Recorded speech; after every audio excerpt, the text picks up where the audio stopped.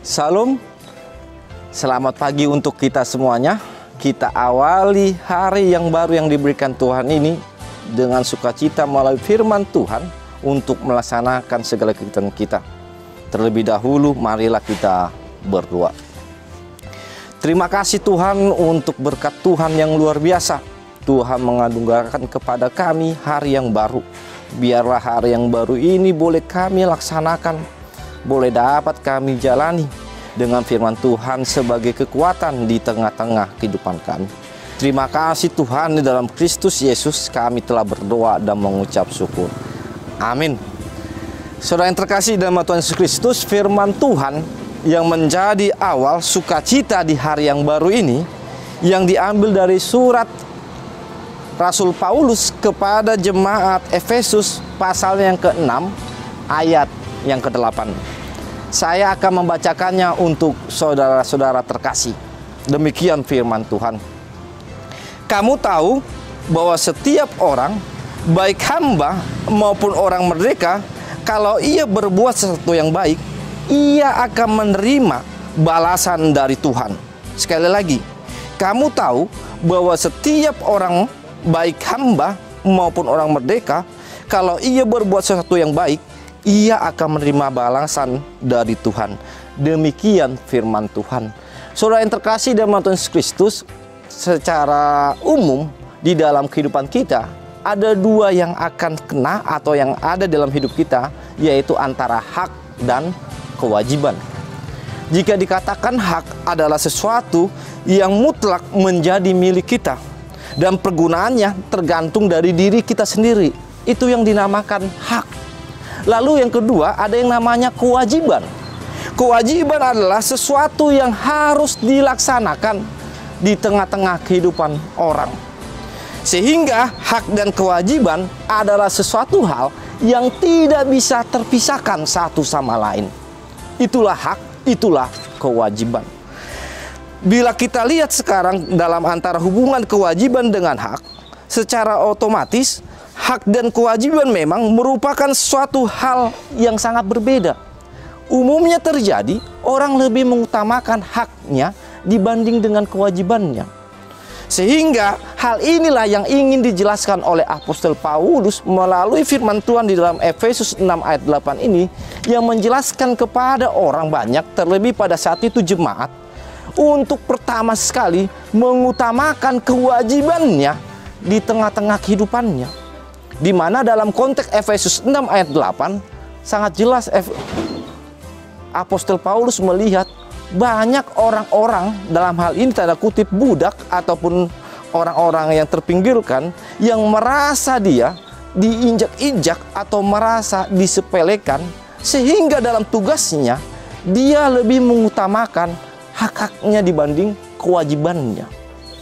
Sehingga dengan sangat jelas Apostel Paulus menginginkan agar berjalan dengan baik antara hubungan hak dan kewajibannya. Pertama yang harus dilakukan oleh orang jemaat atau orang Efesus atau kita saat ini, utamakanlah dulu kewajiban di tengah-tengah kehidupan kita.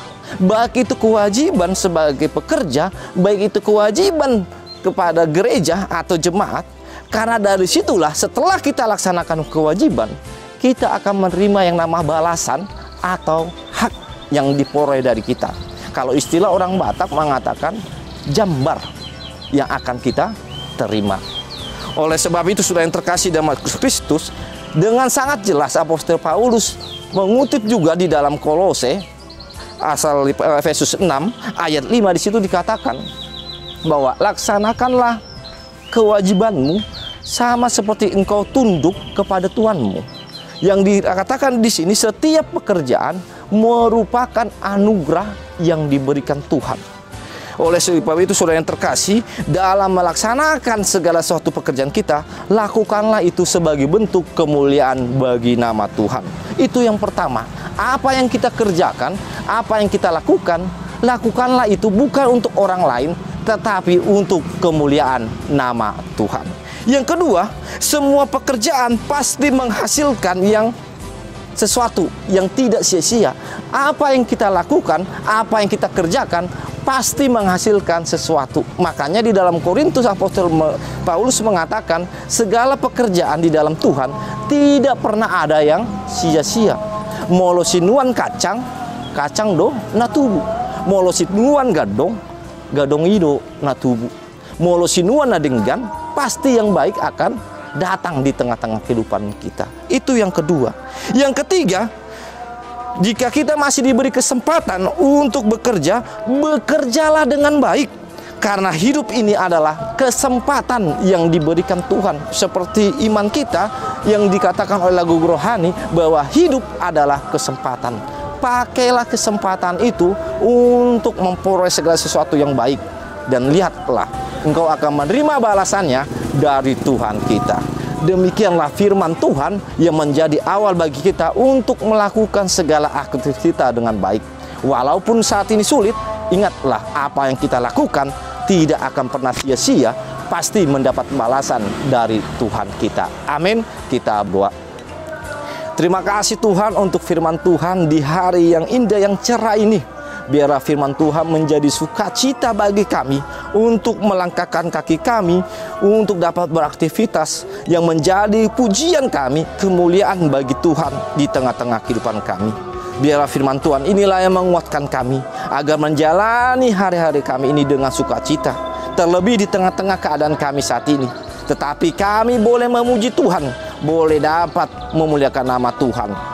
Dan biarlah juga Tuhan yang memberkati kami, memberkati seluruh jemaat-Mu agar dalam kasih dan lindungan Tuhan, terlebih dalam perjalanan gereja-Mu ini Tuhan, biarlah Tuhan yang menjadi kepala, sehingga Tuhan gereja-Mu ini boleh menjadi sukacita bagi kami dan bagi sekitar kami. Sertai Tuhan seluruh pemerintah kami agar dalam lindungan Tuhan, dalam kebijaksanaan Tuhan, untuk dapat melakukan segala kebijaksanaan agar kami memperoleh sukacita di tengah-tengah negara kami ini. Berkati juga Tuhan negara kami ini agar dalam satu lindungan Tuhan, persatuan dan kesatuan, agar tidak ada lagi yang namanya rasis, perbedaan-perbedaan di tengah-tengah kehidupan kami. Terima kasih Tuhan, kami panjatkan doa kami ini di dalam Kristus Yesus Tuhan kami. Kasih karunia Tuhan kita Yesus Kristus, kasih Allah Bapa dan persekutuan Roh Kudus, itulah menyertai kamu dari sekarang sampai selamanya. Amin. Selamat siang untuk kita semua. Tuhan memberkati.